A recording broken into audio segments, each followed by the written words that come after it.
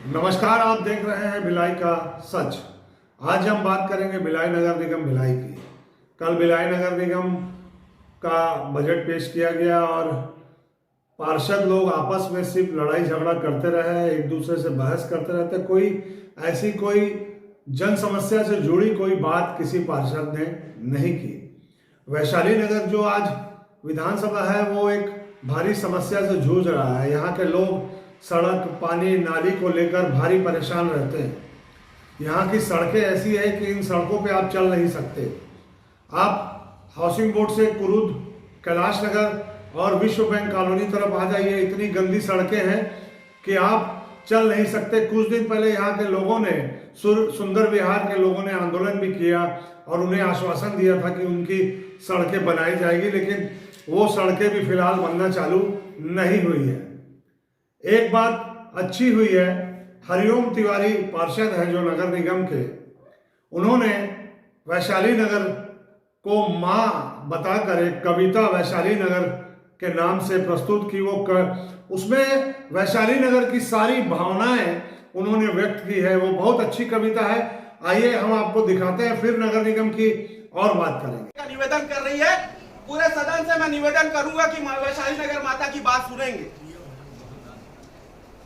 ये माता कह रही है, मैं नहीं कह रहा हूं। सुन नीरज क्षेत्र वैशाली हूं, कोई काम नहीं है खाली हूं, सेक्टर की चमचम रोड नहीं, मैं टूटी फूटी नाली हूं।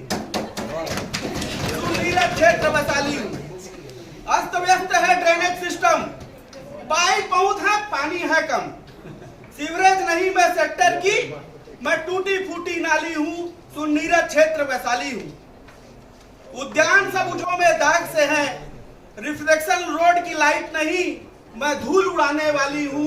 सुन नीरज क्षेत्र वैशाली हूं, एक अदद छांव को तरस रहे, घर कच्चे बादल बरस रहे, मैं डोम सेट की दमक नहीं, मैं टूटे छप्पर वाली हूं। सुन नीरज क्षेत्र वैशाली हूं, उद्यान नहीं मैदान नहीं, जगमग लाइटों की शान नहीं, मेरा अधिकार कहीं और गया, क्या फिर से ठगने वाली हूं। सुन नीरज क्षेत्र वैशाली हूं, कुछ उम्मीदें हैं नीरज से, शायद वो सुन ले धीरज से, ना चूको तुम रखवाली से, अन्याय न हो वैशाली से, तुम अलग तजुर्बा रखते हो, मुझको अपने से लगते हो, तुमसे अब आस लगाती हूं, तब व्यथा मैं तुम्हें सुनाती हूं, ज्येष्ठ पुत्र हो तुम मेरे, कर्तव्य का बोध कराती हूं, बिन दीपक मनी दिवाली हूं। सुन नीरज क्षेत्र वैशाली हूं, सुन नीरज क्षेत्र वैशाली हूं। ये चिट्ठी है बड़े बेटे के नाम में और एक चिट्ठी को मैं नीरज भैया को सौंप दे रहा हूं। आगामी बजट में वैशाली नगर का ध्यान रखेंगे। वैशाली नगर की है जो बीएसपी भी है और नगर निगम भी है, दोनों अपनी राशि लुटाए पड़े हैं और एक क्षेत्र का एक ही पालनहार है नगर निगम, जिसकी भी हम बात जोहते रहते हैं। तो ऐसी माँ और मौसी का भेदभाव ना हो और हमारे नीरज पाल भैया का पूरा प्रयास रहा है, भले वो महापौर सेक्टर क्षेत्र के हैं, लेकिन वैशाली नगर में कार्य करने की उन्होंने पुरजोर कोशिश की है।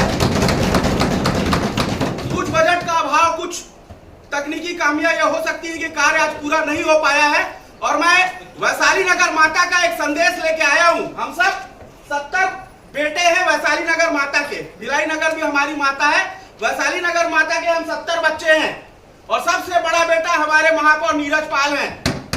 माँ वैशाली नगर की, माता वैशाली नगर की एक चिट्ठी मैं नीरज भैया के नाम लेके आया हूं, जो वैशाली नगर की माता का जो दुख दर्द है वो अपने बड़े बेटे को सुना रही है और आगामी सरकार में राज्य शासन से कोई भी विकास के साथ अन्याय नहीं होना चाहिए, चाहे वो कोई भी क्षेत्र हो, चाहे वो सेक्टर का क्षेत्र हो, चाहे वैशाली नगर का क्षेत्र हो। ये बात भी सत्य है और हम भिलाई नगर निगम को देखते हैं। माँ और मौसी का भेद मैं और शायद कोई भी पार्षद नहीं करता और हम दोनों के विकास की बात करते हैं, लेकिन नगर निगम एक्ट में चलता है, नगर निगम एक्ट में चलता है। एक मानवीय पक्ष भी, एक नगर निगम के सिक्के के एक पहलू में मानवीय पक्ष भी वैशाली है। नगर के ये सभी दूसरा, कार्यकर्ता भारतीय संविधान में और सर्वोच्च वैशाली न्यायालय नगर का ने नगर स्तंभ निगम को माने उद्योग जाते भी थे। माना है।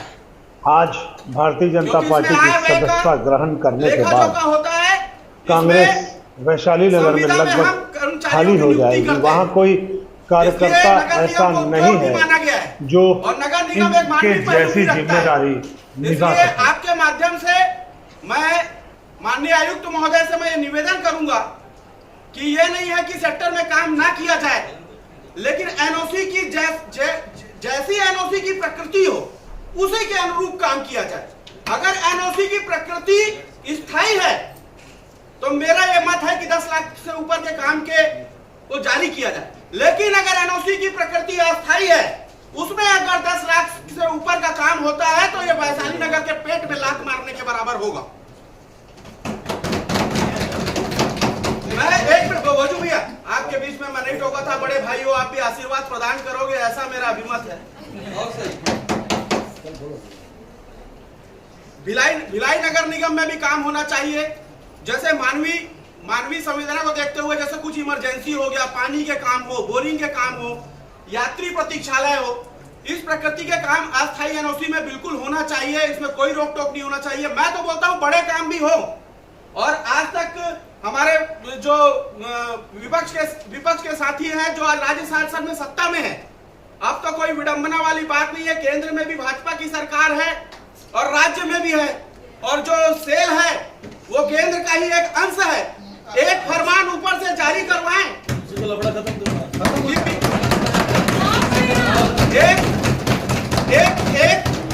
पार्षद हरिओम तिवारी ने जो बातें कही एकदम सही बातें कही, और उन्होंने सारे पार्षदों और एमआईसी के मेंबर और सभी सदस्यों से वैशाली नगर के साथ हो रहे व्यवहार को सुधारने की भी बात कही, और निगम से भी कहा कि निगम भी अपने नियम से चले, क्योंकि निगम में कुछ नियम कानून बंधे हुए होते हैं। सभी इलाकों में सभी पार्षदों को एक समान महत्व मिलना चाहिए, ये बात उन्होंने कही। लेकिन पूरा जो पैसा वैशाली नगर विधानसभा का भिलाई विधानसभा में लगा दिया, जो टोटल ही गलत है। आज भिलाई विधानसभा में डोम शेड की भरमार है, सड़कें अच्छी है, गार्डन वहीं बना दिए गए, जबकि वैशाली नगर में इन सब चीज़ों की आवश्यकता है। वैशाली नगर में एक भी अच्छा गार्डन नहीं है, डोम शेड गिनती के हैं, तो सड़कों का बुरा हाल है। मेन वैशाली नगर की सड़कें हैं। गोल मार्केट से शिव मंदिर जाने वाली सड़क जो अधूरी छोड़ दी गई है, वहाँ के निवासी बहुत परेशान हैं, वहाँ के लोग काफ़ी परेशान हैं। उसी के दूसरे तरफ विधायक रिकेश सेन रहते हैं, जहाँ पे उन्होंने अपने घर तक पहुँचने का जो मार्ग है वो बहुत अच्छा बनवा लिया है, दोनों तरफ लाइटें लगवा ली है, और इस तरफ को अधूरा छोड़ दिया। जो इस तरफ की जो सड़क है उसे अधूरा छोड़ दिया। तो वैशाली नगर के अधिकारी भी वैशाली नगर के साथ दोगला रवैया अपना रहे हैं। जो अधिकारी प्रोजेक्ट बनाते हैं, जैसे जिस अधिकारी ने वैशाली नगर गोल मार्केट शिव मंदिर का प्रोजेक्ट बनाया, उस अधिकारी ने क्या सोच के प्रोजेक्ट बनाया था जो सड़क अधूरी हो गई। अगर सड़क अधूरी बनानी थी तो सड़क को बनाया क्यों गया? पूरा मलबा सड़क में क्यों पड़ा है? एक सड़क की सड़क क्यों बंद है? बताया जाता है कि पहले उस सड़क की चौड़ाई छोटी थी, उसे चौड़ा किया गया, इस वजह से उसका बजट कम हो गया। तो जनता के लिए बजट कम हो जाता है, नेता जनप्रतिनिधि के लिए क्या कहां से बजट आ जाता है? तो अधिकारियों को जनता के लिए भी सोचना चाहिए, न कि नेताओं के लिए भी। आप देख रहे हैं भिलाई का सच। हमारा चैनल आप पसंद करते हैं, लाइक करते हैं, तो इस चैनल को लाइक शेयर सब्सक्राइब जरूर करें। नमस्कार।